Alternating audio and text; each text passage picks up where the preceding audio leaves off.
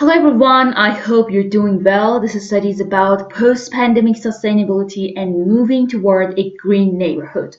The methodology adopted here is expressing descriptive and comparative information from different sources and documentaries to reveal the tension of the situation, and GIS, QGIS, Snap, AutoCAD, Photoshop have been used as well to integrate this investigation and make it more and more illustrative. The case study is 60th Street of Shiraz. As you can see in Fig 1, we have administrative hierarchy of 60th Street. It is located in Shiraz, and Shiraz is the capital of Fars province. It has a population of 1,869,000 based on a census report of 2016 and is located in southwest of Iran. It has a moderate climate and is generally classed as hot semi-arid climate. The 60th Street is located in northwest and occupied 575 hectares, and it's mostly consisted of new construction fabric, which is the result of rapid development to the northwest in the recent decades. Large-scale urbanization has occurred all over Shiraz. In 60th Street, the population has grown from 51,000 to 110,000 just in 10 years. This population increase led to uncontrolled construction causing poor living conditions, different sort of pollution, and high energy consumption. In Fig 2, we have land use map for 60th Street of Shiraz. As you can see, it's mostly yellow, and yellow is referred to residential land use. Because of that, this region is mostly considered as a commuter district, and as I mentioned, the residential land use dominates the highest percentage of the whole area, nearly 75% of that. And despite of having the highest range of green spaces per capita in compared to other regions, this is mostly because of private and non-private gardens located in north and east near the borders. And here, as you could see, it is suffering from the lack of neighborhood parks, playgrounds, and adequate urban spaces. This problem now has become a concern for civic and urban planners. Let's talk about coronavirus pandemic and its impact on cities and dwellers. Since the early days of COVID-19 crisis, people have been keeping contained at their houses, and it reshaped their relationships with cities. And during the lockdown, we have high level of domestic violence and depression reported based on studies. In those days, people's connection with nature were lost, and for sure, the impacts of quarantine on people's daily lives is undeniable. Although everything is getting back to normal thanks to worldwide vaccination, who could guarantee that something like this won't happen again? The other thing is people's lifestyle, which has changed in compared to the past. In those days, demand for neighborhood parks were felt more than any other times, a place people could communicate in distance and release negative energies and stresses. In effort to shed some light on this issue, different solution would come to our mind. First of all, we could say that maybe demolishing some parts of residential areas in order to redesign them based on living standards and turning them to urban spaces and neighborhood park would be a good solution. But of course it's not, because it would cost a lot, it is not economically beneficial, and of course most of the residents won't agree to demolish their houses and change them to urban spaces. At the second thought, maybe reinforcing public transportation system or creating bike lanes would increase accessibility to parks and gardens which are already existed. However, it needs changes in some street structures, and most importantly, during the COVID-19 pandemic, public transportation uses has drastically decreased. Therefore, same as the first thought, the second plan won't be a permanent solution for this problem. So what could we do?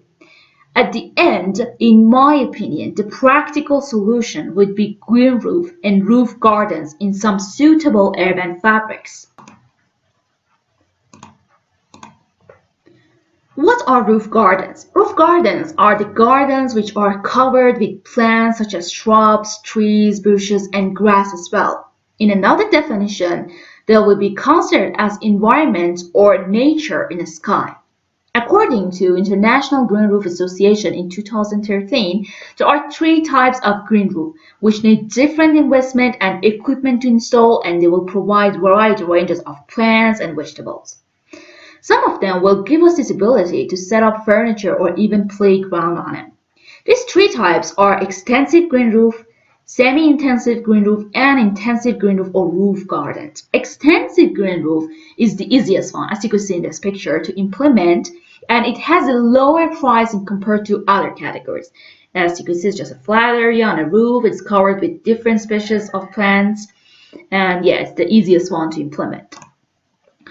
The last type are intensive green roof, which are considered as the most expensive ones, but will give us this ability to apply different facilities simultaneously, such as playgrounds, I mentioned it before, and urban furniture, as you could see in this picture. And the second type is something between these two in terms of cost and application. So, what would be the best decision for the beginning? In my opinion, the first type would be the best one because it's not that much expensive, and it is most likely to attract investment and cooperation of different organizations, private sectors, and residents themselves. Now let's talk about the benefits of roof gardens. Besides of decorative benefits, which is the first thing would come to our mind when you're talking about the roof gardens, it has, a lot of benefits for residents. It will give us this opportunity to spend their pleasure time on them and communicate with each other. And beside of that, it will provide food by rooftop farming, which can adequate and sustainable food supply. And it has a variety of environmental benefits. For example, controlling temperature, hydrological benefits, and it could be considered as a habitat for wildlife. Beside of this, it will result in architectural enhancement. In this figure 4, we have heat island through 60th Street of Shiraz.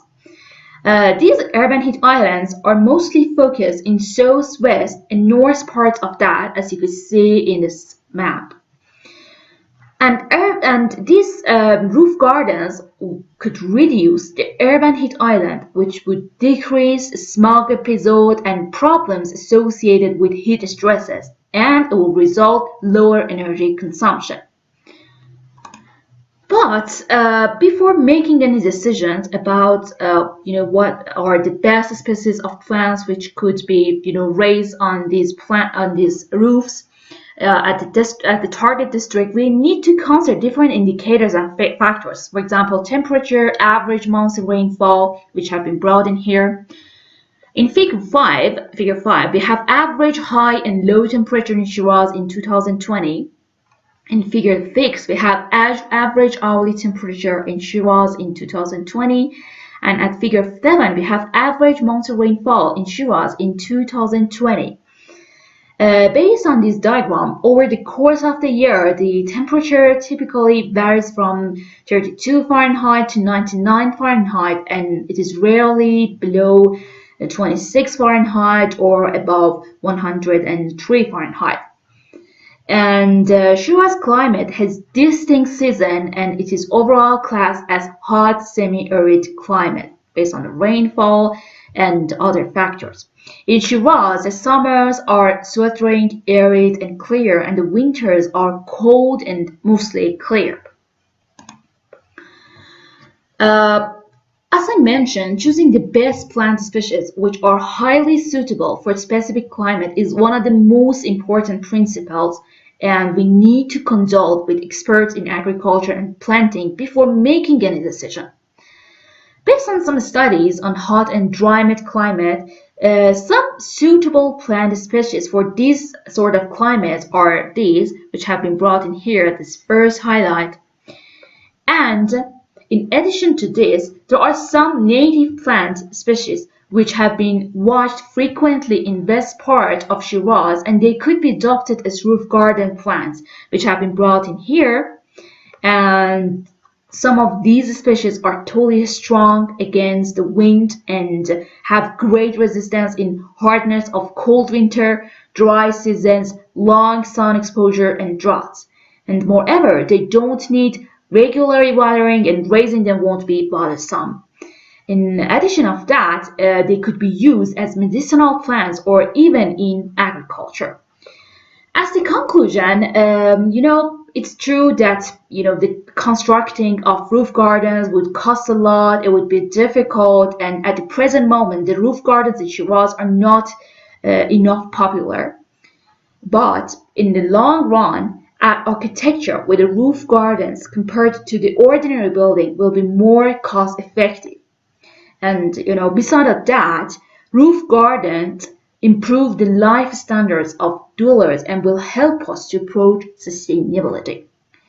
For doing this, for moving toward having more and more green roofs, we need scientific design, adequate construction and management methods, and contribution of different organizations with the support of residents would be needed as well to move faster toward green and happier cities.